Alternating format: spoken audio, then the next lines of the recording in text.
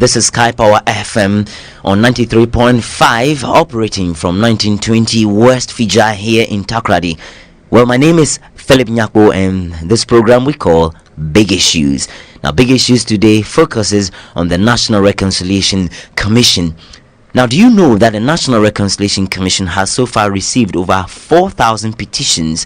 And out of that number, do you know it has heard less than half of the cases?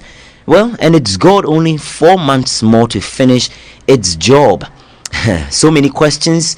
And do we know whether or not the Reconciliation Commission is going to call back former President Rawlings to appear before it? Well, maybe subpoena him, as was done the first time round earlier this month in Accra. Well, we do know, however, that the National Reconciliation Commission started sitting in Cape Coast this week. They started the public hearings on Monday, and it's going to continue until the 5th of March. Well, I was in Cape Coast this week, where I caught up with the Executive Secretary of the National Reconciliation Commission, Dr. Ken Attafuah. Dr. Attafuah, NRC, you've been working for more than a year now. What's your assessment of your work so far? Excellent. I think the Commission has acquitted itself extremely well. It commenced work in rather difficult circumstances, politically challenging environment. Financially, it wasn't the most resourced at the beginning. We had a limited human resource base with respect to investigation skills, for example, initially, and we had to contact the IGP for help in recruiting competent investigators for the job, because none of the people who applied for the positions when they were advertised throughout this country were suitable. We opened our doors to the public on the 3rd of September 2002, receiving complaints or petitions, as well as memoranda or statements on human rights violations. We completed the statement-taking process on the 13th of January 2004, and by that time we had received about 4,211 petitions. That is an enormous amount of petitions to process within the 1.5 years that we have. As you would appreciate, initially, the statute had provided that by 1 year after the commencement of public hearings, our mandate was to end. By October of 2003, we determined that there was a reasonable basis to ask for an extension, and we showed good cause, and His Excellency the President gave us a 6-month extension. We have used this time, the time we have had at our disposal, to conduct hearings into some 1,500 and maybe 11 cases as of last week before we came to Cape Coast. We have conducted hearings in Accra, 2 times in Kumasi. We've been to Tamale, we've been to Takoradi, we've been to Ho, and now we are here in Cape Coast, taking the process to the doorsteps of the average Ghanaian, letting people know that it is a truly national institution. We have conducted some important investigative exercises, including the identification of the burial grounds and the exhumation of the remains of 8 persons who had been executed in 1986, whose families had petitioned the Commission for the exhumation of the remains for fitting burial. We have weathered the storm. Amidst all the political controversy in which the Commission was born, we have been able to stay clear, focused, and provided service to the people of this country. We have heard people tell their horrible experiences, direct personal experiences of human rights violations. We've consoled those we could console. We have provided comfort and succor. We have even, in some cases, provided a wheelchair here and there from the pockets of individual members of the Commission. Some kind of useful charity has gone out. We have benefited tremendously from the support of organizations such as the Ghana Center for Democratic Development and the Aisha Foundation, who have provided enormous support. Our counseling department is working hard around the clock to help families and individuals reconcile, to deal with the pains of the past, and to move on with their lives. I am confident that by the end of our mandate, the hearing phase of our work on the 13th of July 2004, we would have given even more greater opportunities for more Ghanaians to come to terms with the pains of the past, to heal the wounds, and to move on forward, which is the essence of the national reconciliation exercise. You mentioned the difficult circumstances under which your work started, which a lot of Ghanaians will remember. Have those circumstances really changed satisfactorily? Well, the financial challenges have abated. The government has lived up to its promise to provide funding, and it has done so. The donor community sections of it responded well. We got some funding from the Open Society Initiative for West Africa, based in Senegal, over $220,000 or so, which allowed us to procure much needed equipment and video equipment, tapes, and also to procure vehicles. We've had funding from the USAID, which has helped us to provide investigative services across the country, and also medical services. A standby medical team constantly on hand to provide emergency medical support, hearing screening of witnesses in order to avert any medical problems, and to give first aid. We have also benefited from CDD Ghana's support for the Victim Support Initiative, providing assistance to people traveling from out of town to attend the hearings. They bear the cost of their transportation. Where necessary and appropriate, they provide overnight sort of accommodation allowance and that sort of thing, and all of these have helped. Now, that's with respect to the financial side. The political oven in which the national reconciliation itself was baked, the commission was baked, the act, and the apparent lack of support for the commission as such, all of those have attenuated. There isn't a single person in this country, to my knowledge, who does not support the idea of National Reconciliation Commission, the national reconciliation process. People might have had difficulties with the composition, the manner of recruitment of the members, or with even particular individuals on the commission. But by and large, the idea is one that is embraced by, say, His Excellency the former president, by every person who matters and who has commented on it. And you can tell from the commentaries of people like Alhaji Mohammed Mumuni and Dr. Benjamin Kumbo, that the national, and even Dr. Obeda Samoa, that the commission process, the commission itself, the idea of national reconciliation is embraced. I recall that when Osahene Boachijan came to testify before the commission, Alhaji Mohammed Mumuni, Honorable, was reported in the Daily Graphic saying that, the view that the commission was partisan or biased against a particular political tradition does not have any foundation, and that the commission had acquitted itself very well, because of course there were speculations that the commission was going to the commission had even brought him to come and castigate the former president, and yet the commission gave Osahene Boachijan, quite what people might call a grilling, because it is a very unbiased, independent, fiercely independent commission. It is fair, it is credible, and it does not treat people on the basis of their positions in life, just their personhood. So we respect the dignity of every person, but it's not a commission that is intimidated or that shows favor to particular persons or political traditions. I think also that we have recently seen or heard comments from segments of the National Democratic Congress, basically echoing the views that I believe are held by the largest numbers of people in this country, that this is a very necessary independent commission committed to doing the job. You have over 4,200 petitions. does that fall within your expectation? Is it less than or more than? Were you prepared for that enormous number of petitions? It's funny, when we started in about May, after the inauguration of the commission, the chairman said that he expected that we would receive about 4,000 petitions. It's amazing, that we have reached that number and even gone beyond it. But I also know that some people were expecting that we won't get more than about 60 petitions. Some people who did not support the idea at the time, So we were expecting that with Ghana's 40-year history, 40-something year history, about 46 or something like that,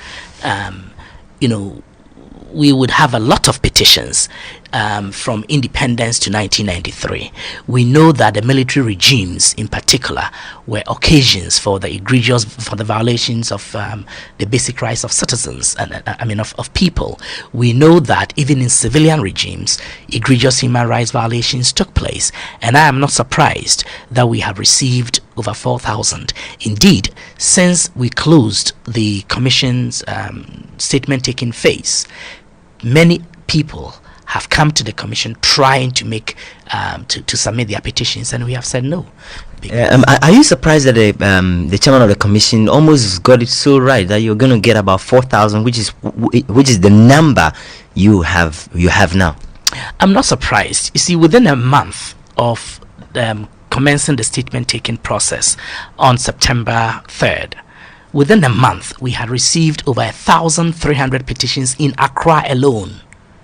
So, if you take Takoradi, and you take all those places where there were military installations, especially, the Ho, the Takoradis, the Sunyanis, and all of the Kumasi, you find that there were serious violations there. Then, of course, you look at our history of our checkered history, punctuated by numerous by many military interventions in our national politics. And as I've indicated, each of these has been the site, the occasion for human rights violations. I'm not surprised. Indeed, I think that if the mandate, the term period, was extended further, we would still have Ghanaians who will be making petitions. I know a lot of people who have not filed petitions, but who have said privately to me what horrible violations they suffered. Some of them are very prominent public figures, and they have not made petitions to the commission. There are many Ghanaians abroad who we could not reach because we could not go to them, and who did not file petitions because they didn't think that they could come down to testify. All of those kinds of things.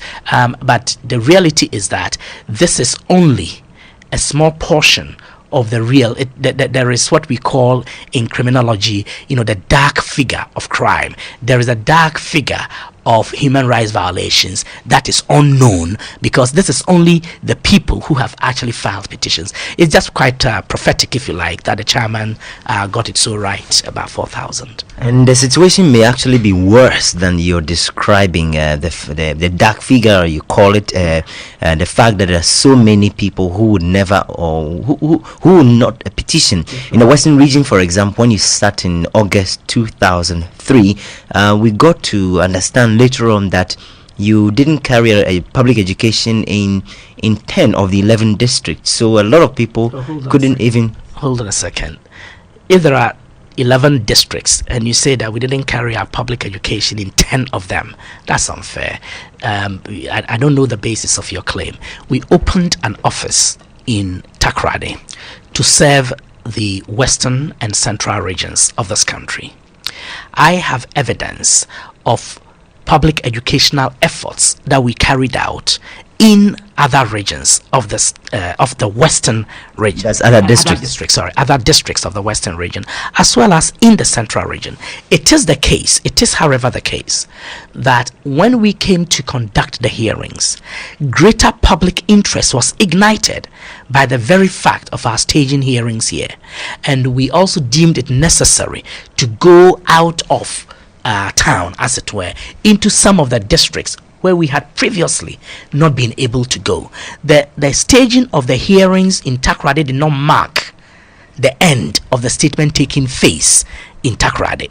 You understand? The statement taking phase ended only on the 13th of January. The public education continued, and it's still continuing. Even this interview is part of public education. The point then is that the commission shown a tremendous commitment to reaching every hamlet. Indeed, the Western region was one of the first places before we started the public hearings. It was even the statement taking place in September. It was one of the first places we held public education. And I remember our people going into the Attafuah and Aboso area, and I remember our people going into the Wasa area and holding public hearings. Although much later in August, we also did so, in August 2003, we also did so with the help of CDD Ghana, where we took even more statements from people who had not been able to travel to Takoradi, but Western region was not left out, either in the public education or in the statement taking process in many of its districts. No. But it happened that in August, I mean, your office, the zonal office closed in August, so September. Every zonal office in the country closed in August. Don't make it sound like the Western region was somehow cheated out. The commission made a policy decision to close down the zonal offices for a number of reasons. One of them was cost, the cost effectiveness of maintaining them. You don't want to willfully cause financial loss to the state, do you? When in spite of increased public education, you are receiving 3 or 4 petitions in a week, there is no reasonable basis to keep 2 statement takers on the job and pay them and keep an office running just so that 2 or 3 people may come in a week. After you have opened the door for over a year, we opened the door in September, and we decided that September of 2002, and then we decided that we'll close them all in August. That is 1 year of keeping the office open. If anyone still had a petition, the door was not closed. They could still file it with the Accra, the headquarters. And really, that is what happened. So across the country, from Bolgatanga to Takoradi, going east to Ho and central to Kumasi, and all of these other places, Tamale, we closed down the offices. It was the wisest thing to do. It was prudent, it was cost effective, and it did not affect the ability of citizens to make complaints or petitions to the commission. You are listening to this special interview with Dr. Ken Attafuah, the Executive Secretary of the National Reconciliation Commission. Now, Dr. Attafuah, you've been having some few dramas at the reconciliation hearing, particularly in Accra, and making particular reference to the presence of a former President Rawlings. Days before he appeared, what kind of preparations did you make? Were they adequate to welcome him? Well, I'm sure you saw the tremendous adequacy of the preparations we made to welcome him. There was no hitch.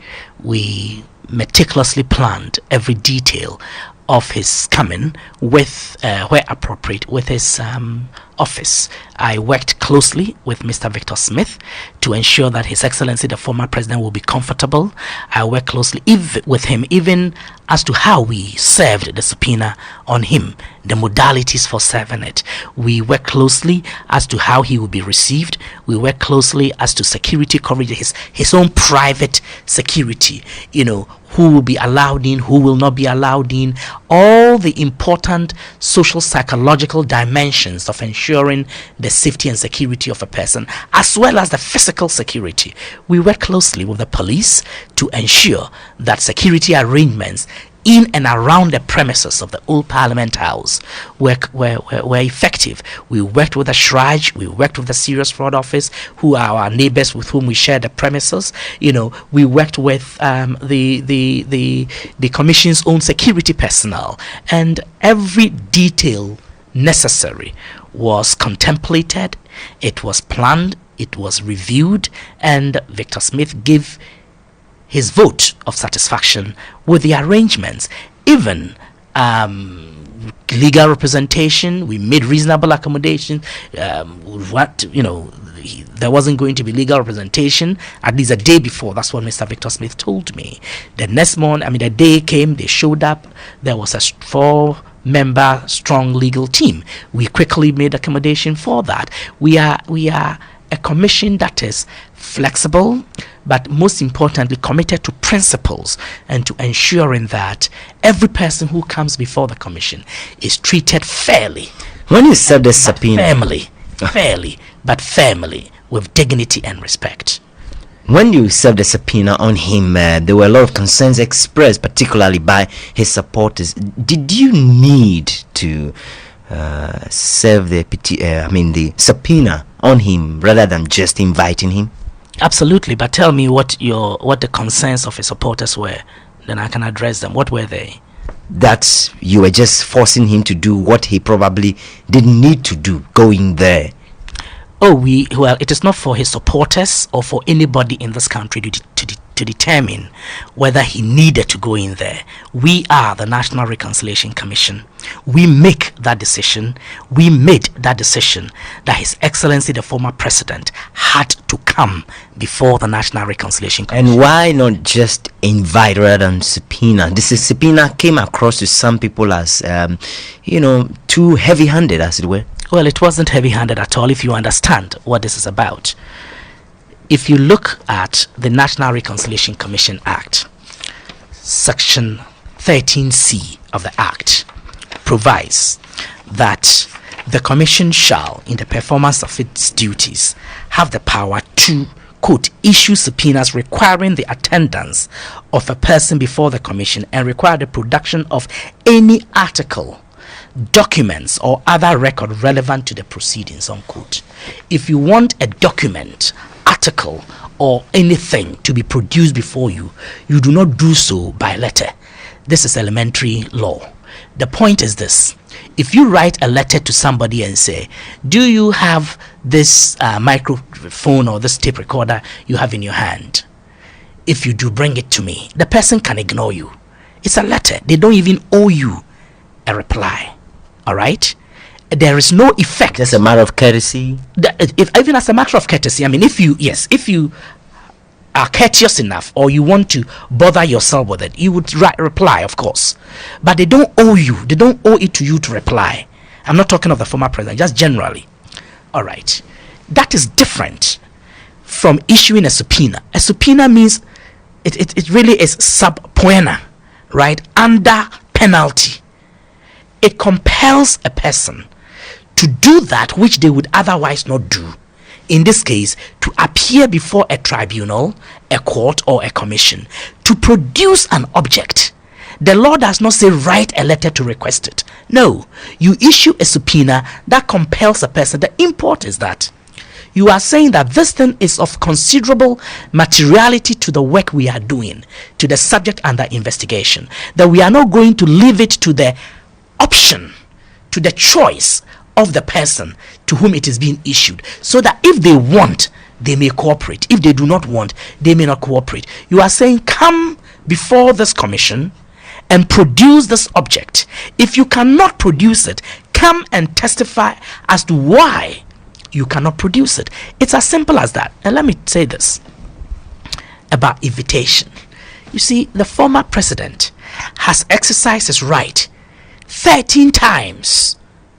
Over the 13 occasions, the commission has invited him to respond. By what means? Letter? Yes, that's what you were talking about. You were talking about letter. We had invited him by letter. We have drawn to his attention each time allegations have been made against him. 13 times. We have said, Your Excellency, Mr. Kweku Baku Jr. has said A, B, C, D about you. Or Mr. Chris Asher has made a petition, and in his petition he states A, B, C, D, E. Should you wish to respond, kindly fill out the attached statement form and make a statement in response. Adamu Ako came, he made comments, we informed him. Adabuga, every single person, Adamu Akati, Sergeant Odru, Superintendent Odru, every person who has made allegations against His Excellency the former president, we have in advance, if those persons made a statement in writing, then we gave him advance notice of that allegation so that he can respond in writing. That is optional. You cannot force a person to defend themselves. All right, so all you can do is to let him know that these are the allegations these persons are making against you.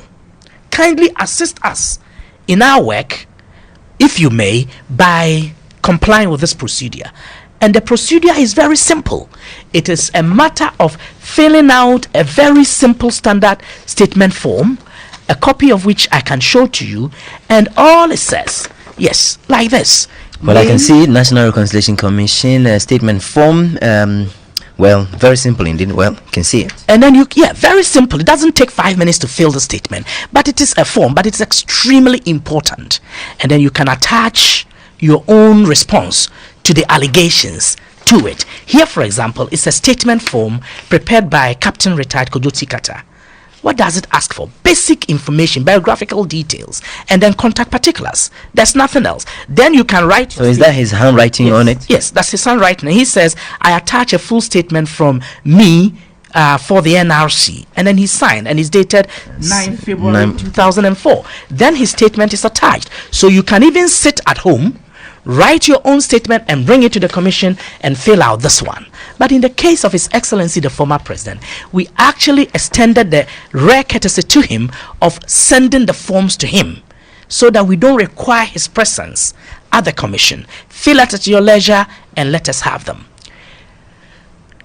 We are yet to receive a reply from His Excellency the former president in accordance with this very ordinary procedure, which has been followed for all the 1,500 people who have come before the commission. They have followed the simple procedure. That is not something the commission is going to make an exception to. But let me tell you, we made an exception to even a very serious thing as the mode of serving a subpoena on His Excellency. We recognize the important position he has occupied in this country. We have every respect for his person as well as for the office. And we were saying, look, being the former president, it is not necessary for us to require him to come to the commission as such. Here are the forms. With respect to the subpoena, we actually even agreed with Mr. Victor Smith, so that for the first time, to my knowledge, within the common law system, a subpoena was served by proxy. It is not allowed. You don't serve by proxy means what? That means you don't serve a subpoena through a third party. A subpoena must be handed to the person for whom it is intended, personally, directly, from the bailiff's hand to the actual intended recipient's hand, not through his assistant, not through his secretary, not through his mother or father or any other person, but to the person himself. In the case of the former president, as part of the reasonable accommodation that I'm talking about, we said fine. Mr. Victor Smith was saying, His Excellency has just returned. He is not seeing anybody. I'm not allowing anybody to see His Excellency. We said fine. It will be contrary to the procedures for the service of a subpoena, because you see, if you give it to another person, then it can be claimed that the intended recipient did not receive it, and yet the person is under penalty to appear. You understand? But even so, we said, well, His Excellency the former president, we all know his signature. Perhaps our bailiff can take it to the door, and Mr. Smith can receive it and take it into the chamber or living room of His Excellency. Let him sign the book and return it through Mr. Victor Smith to our bailiff.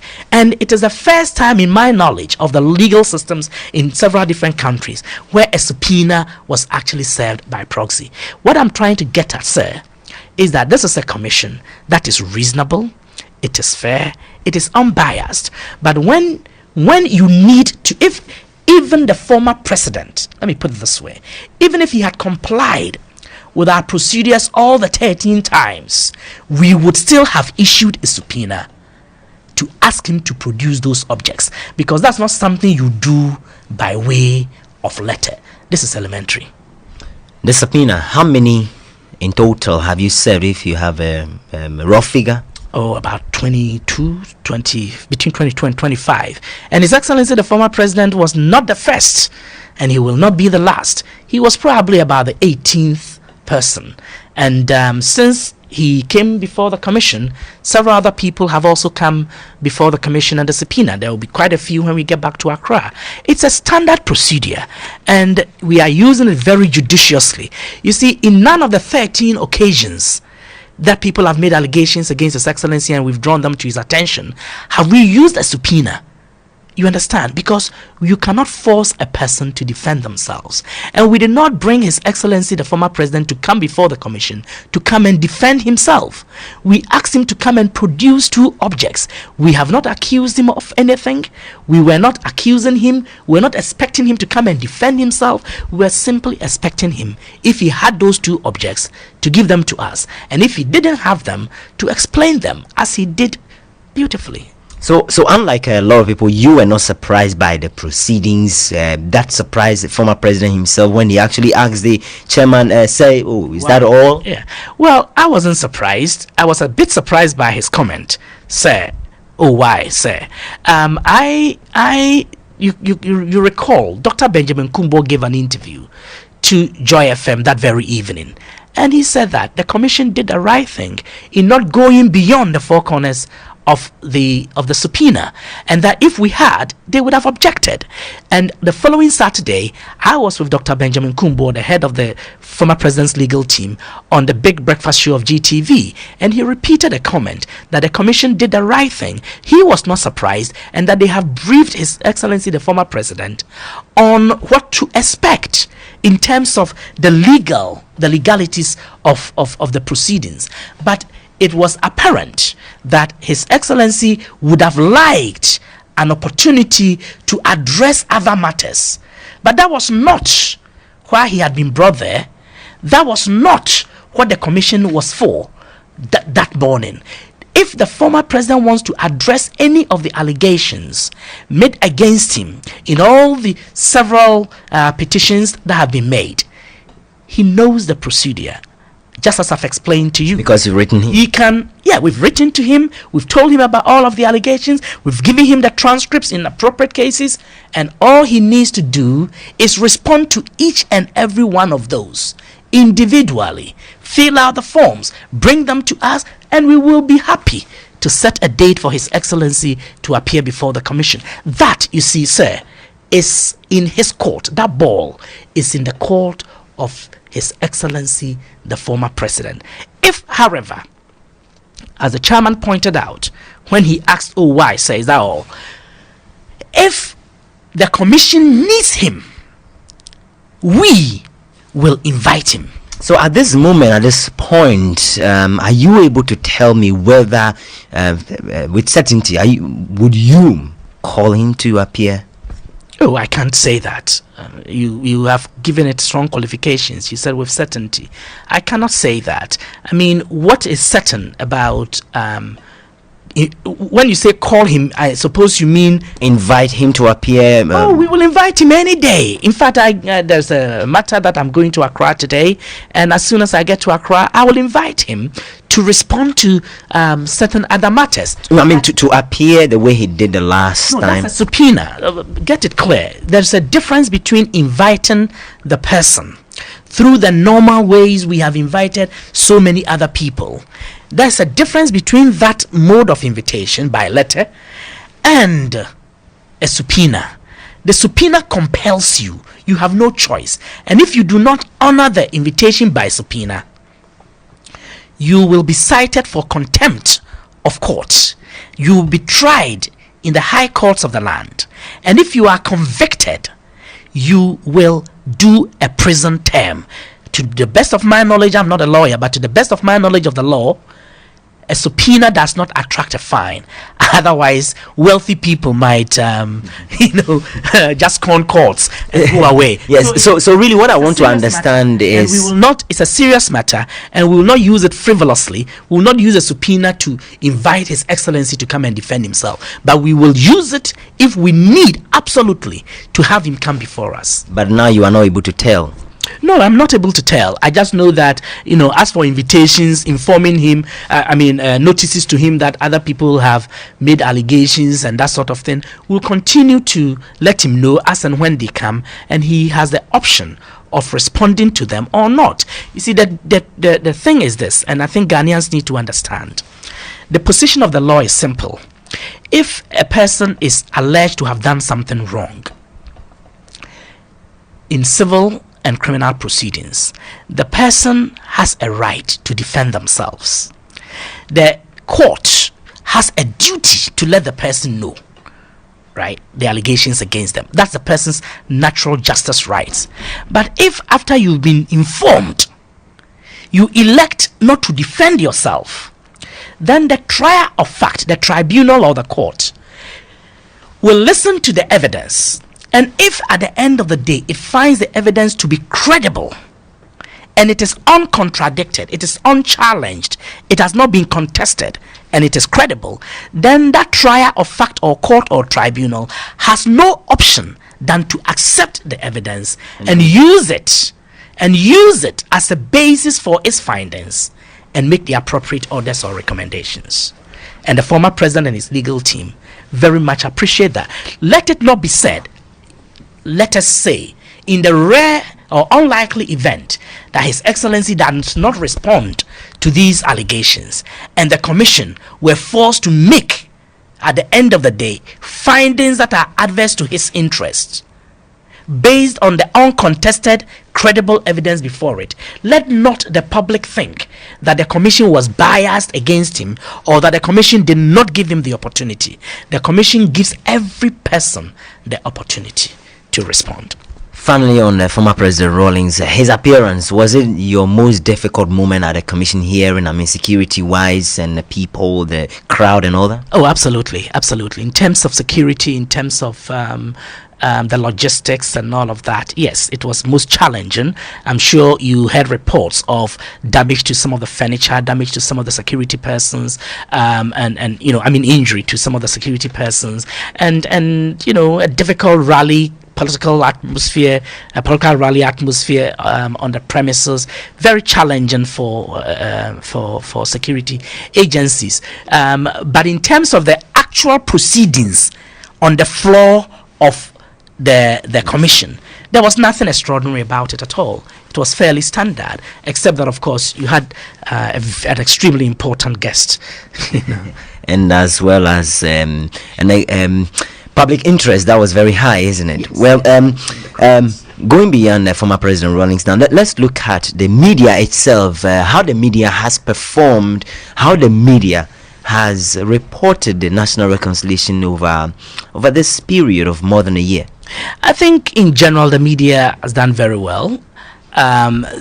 We formed a press corps at the very beginning of our work. I mean, before the beginning, we've held from the Ghana Journalists Association and the Ghana Center for Democratic Development and IBIS Foundation, and we developed this spirit of Akosombo, an accord that was supposed to embody principles for reporting on the work of the National Reconciliation Commission. Some media houses have respected the terms of that, and some have evinced lack of knowledge of it.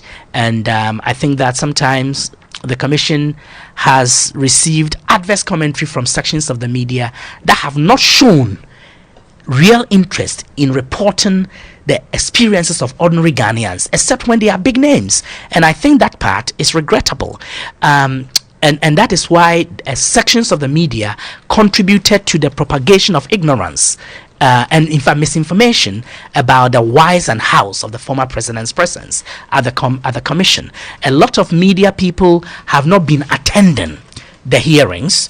They don't have any representation there. They pick vibes from other stations and they reproduce them or in their papers or on their airwaves.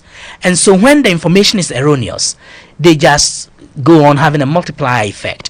But if, for example, you talk about the procedures of the commission, those who are consistent in their appearance and reportage on the commission, I mean the media, know that this is fairly standard. They know, for example, that the chairman, Justice Amwasechi, is very firm and even and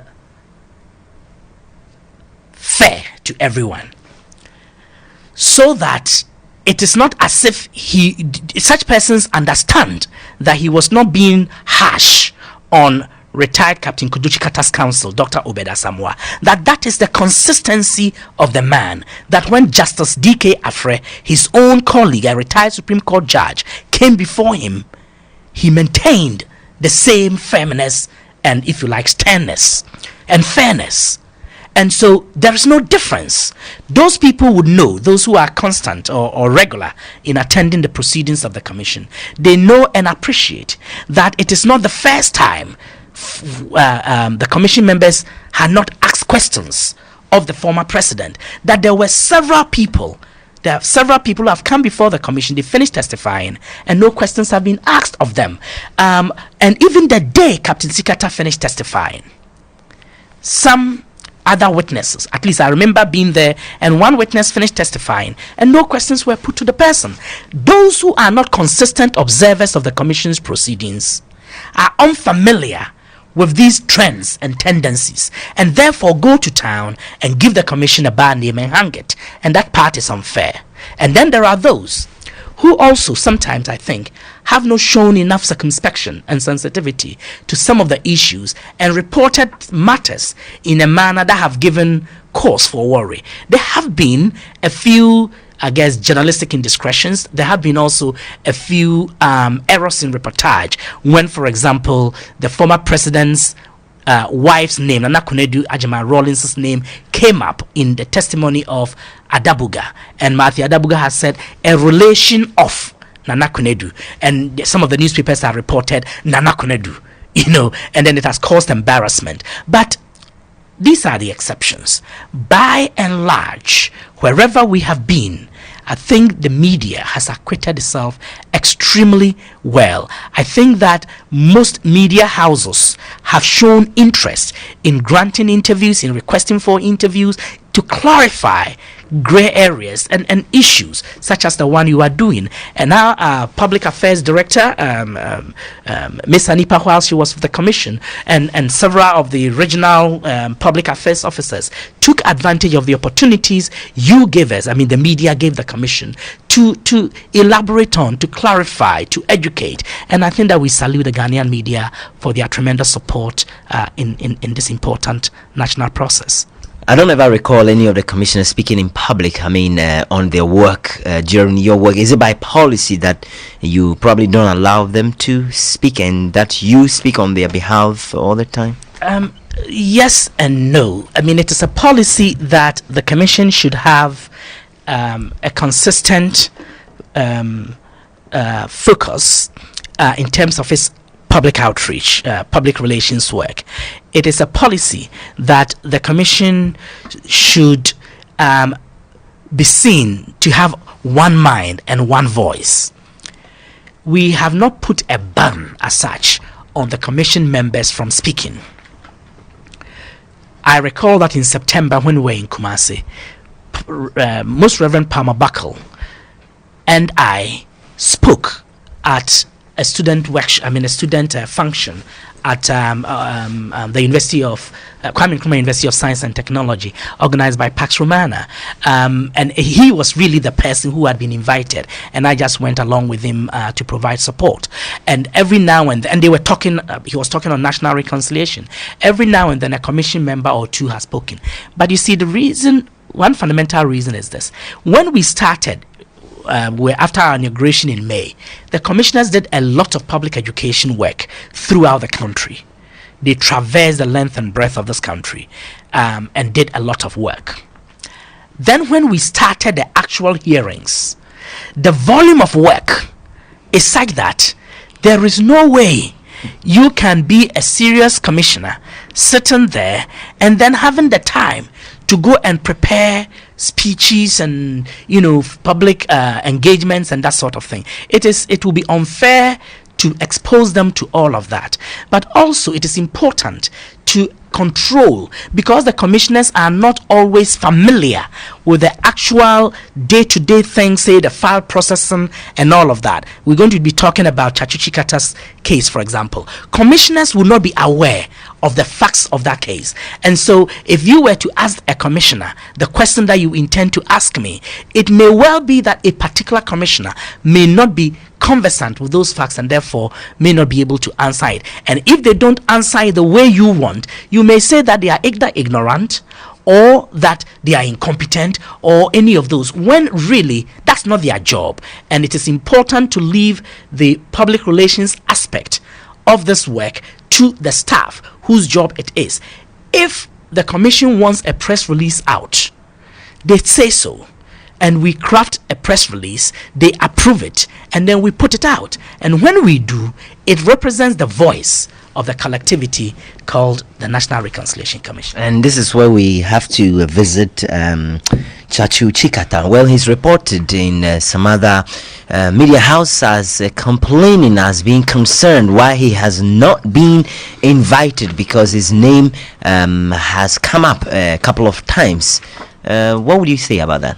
Well, I mean, I have not heard Mr. Sikata himself talk. As in this case, Chikata Chachu. Yes, Mr. Chachu Chikata. Each time I've heard it, it's reported. He is reported to have said certain things, and it is therefore difficult for me to respond. In fairness to him, this is what I know to have happened. The commission wrote a letter dated August 4th, 2003 to Mr. Chachu Chikata, informing him of the allegations made by Berima Awacha Kantan, aka Chris Asher.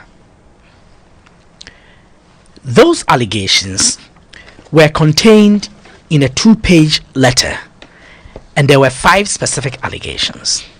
We tried to effect service of this document on Mr. Sikata to deliver this letter to him. We went to his residence. We were informed that he had traveled, but that my staff, the staff of the commission, should take the letter to his lawyer. The staff went to University of Ghana Faculty of Law, Legon, and met Professor E.V.O. Dankwa, Mr. Chachu Chikata's counsel. He took the letter, looked at it, and said, yes, my client has traveled out of the jurisdiction. Take back the letter. He didn't open it. Take it back. Whenever he comes back, I will inform him of your presence and intentions, and he would contact you. So the staff said, thank you very much, and came back. That was August of 2003? 2003, August 4th. I think the date itself must have been August 7th or so. I'm not sure, but it was in early August. Then we did not hear from Mr. Chachu Chikata until the 14th of November. He wrote us a letter dated 14th November 2003. It was received at the commission on the 14th of November 2003, in which he said that he understood that someone from the commission had a letter for him, which the person sought to deliver whilst he was out of the country.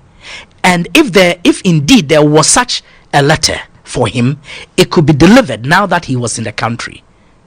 All right? Mm-hmm. So we wrote to him and said, oh yes, this letter, his letter was dated 14th November. Then we wrote to him dated November 17th, 3 days later, and said, yes, there is indeed such a letter meant for you. We chronicled the efforts we had made to serve the letter on him, and we concluded that there is indeed such a letter from the commission for you, and it is being delivered under separate cover. So, as far as we were concerned, to all intents and purposes, this letter dated the 4th, which was to go under separate cover, was forwarded to Mr. Sikata. I did not hear from him until about the 29th of January or thereabouts. We returned from Ho. And while I was at Ho, I heard that Mr. Sikata had talked to the bailiff. He had telephoned the bailiff. When I returned, I think on the 29th or thereabouts, I was informed that he had spoken to the bailiff about some letter that I was supposed to have for him. Now, knowing that I didn't have any letter for him, I did not bother. Mr. Sikata is not my friend as in we are buddies, but he's someone I respect. He knows that. He and I have spoken on a public platform. I have enough reason to believe that he has nothing against me personally, and I trust that he believes that I have nothing against him. He was my idol when I was at the University of Ghana. I respected him most profoundly. I still do, for his intellectual stature. So I believe that if Mr. Sikata had concerns about any aspect of our work that concerned him, that he would contact the executive secretary of the National Reconciliation Commission, not a bailiff who, with the greatest of respect, is only a messenger. Now, assuming, giving him the benefit of the doubt, that he thought that the letter might be in the custody of the bailiff, and he was only sort of checking with the bailiff if he could deliver it, that is proper. But having done so, if there were any concerns, it should come to me. In any event, I did not hear from Mr. Sikata in respect of this letter until the 29th, when I heard from the bailiff. And then I asked, and the bailiff clarified that apparently, according to Mr. Sikata, the second letter that we said was coming under separate cover did not go, and that when he opened the two envelopes, it was the same letter dated November 17th that had inadvertently been placed in the second envelope. So it was the same letter two times. I would have thought that a simple one-line letter or even a phone call, say, oh Ken, you sent this letter to me, but yes, one has been repeated. I would have rectified it immediately. I did not know. So I learned of this from on Peace FM when I heard Miss Ama Benyuado comment that he hopes that the commission will not wait until Mr. Sikata travels out of the country and then surprise him with a letter or a subpoena, rather, the way they did to His Excellency the former president and all of that. And then I called in and I said, what's the matter? And I explained just as I have explained. So that very day, this letter dated the 4th of August, which was intended for Mr. Sikata, was dispatched to him. As far as I and the commission are concerned, we have informed Mr. Sikata of whatever we need to inform him about in respect of petitions made against him. And I have heard from reports from people such as yourselves that he is anxious to support the commission in its work by responding to the allegations. We will just await that. As soon as we receive them, we will make every effort to give him the opportunity, which is what we have promised everyone, whoever wants, whoever wishes may come. So that there will be another showdown with another Chikata. This time, Chachu Chikata. Well, that's your comment. Of course, it is my comment. Well, sir, let's look at the commission chairman. There are allegations that he's biased, and you tried to explain a moment ago that he's just being firm and all of that. Will you insist on the fact that he's fair against this allegation that he's biased? But what is the foundation for the allegation? You educate me on it. Tell me it is not fair to say that somebody is biased. You have to say that the person is biased because A, B, C, and D. You asking me the question. Sometime last year, he was reported to have made a statement, well, not intended for the microphone, but the microphone picked it. A lot of people interpreted that as evincing his bias. Against what? Against some of the witnesses who come there. Oh, you mean his bias against particular persons? Oh, my friend. This Walankaki comment that this man has made a fool of himself, that is what you are alluding to. As you have rightly pointed out, it was not intended for the consumption of the world. It was a private comment reflecting what the person believed about the nature of the testimony of the person, of the witness. I am not in a position to defend that. He defended it himself. He issued a press statement in which he said he stood by what he said, and he provided a basis for standing by what he had said, and they were as follows. 1, this witness had testified that the sergeant, the person who had made allegations against him, had received medals from the Ghana Police Service and highest commendations from former IGPs and superiors, that is Mr. Walankaki's superiors. But he was saying, in effect, that those people who gave those awards were dishonest because the man did not deserve them. He was also saying that in other words, he knew better than his bosses who deserved a medal. Yet he was lamenting about his own brother not having received a medal. Second, He was raising arguments about the mental incompetence of that witness. And the witness produced documentation from the National Democratic Congress, higher ups from the party headquarters and all of that, commending him for his tremendous work, and indeed nominating him, supporting his candidature for Ayawaso East or something seats, okay, as a parliamentary candidate. There was considerable incongruity and inconsistency in the chairman's view in the evidence of Mr. Walankaki. It is not to say that Mr. Walankaki was not telling his profound belief that those things were wrong. But the point is that on one hand, you were saying that your superiors erred. You did not take any action. Your superiors erred in a manner that you knew better. And that's what the chairman said, that this person had conducted himself in a manner that he thought was not wise. Now, if that means he's biased against the person, I think it misses the point about what you are supposed to do. Every adjudicator must come to conclusions about the credibility of a witness where the evidence is contested. All right? He could have held that view he held it based on the evidence before the commission. It was not something he conjured from outside the judicial arena.